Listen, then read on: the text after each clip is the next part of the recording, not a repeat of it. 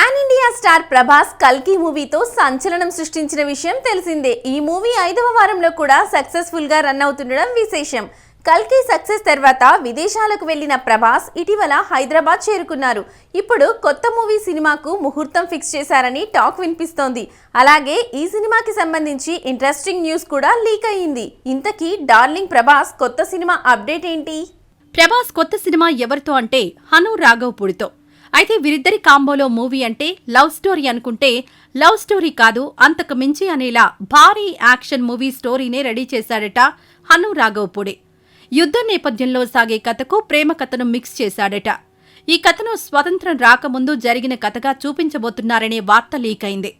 మరో ఆసక్తికర విషయం ఏమిటంటే స్వాతంత్రం అంటే సుభాష్ చంద్రబోస్ గుర్తొస్తారు. ఆయన స్థాపించిన ఆజాద్ హింద్ ఫౌజ్ కూడా గుర్తొస్తుంటుంది. దీనిని ఈ కథలో మిళితం చేశాడని, ఇది చాలా ఇంట్రెస్టింగ్ గా ఉంటుంది అనేది ఇండస్ట్రీలో వినిపిస్తుంది. ఈ మూవీకి ఫౌజీ అనే టైటిల్ పరిశీలిస్తున్నారట. అయితే ఈ టైటిల్ కంటే బెటర్ టైటిల్ ఏదైనా కుదిరితే ఓకే, లేకపోతే ఈ టైటిల్ నే ఫిక్స్ చేస్తారట. ఈ మూవీని ప్రముఖ నిర్మాణ సంస్థ మైత్రి మూవీ మేకర్స్ నిర్మిస్తోంది. సీతారామం చిత్రానికి సంగీతం అందించిన విశాల్ చంద్రశేఖర్ ఈ చిత్రానికి సంగీతాన్ని అందిస్తున్నారు. ఇప్పటికే 3 పాటలు రెడీ చేశారు. ఈ భారీ చిత్రాన్ని ఆగస్టు 22న ప్రారంభించేందుకు ముహూర్తం ఫిక్స్ చేశారని తెలిసింది.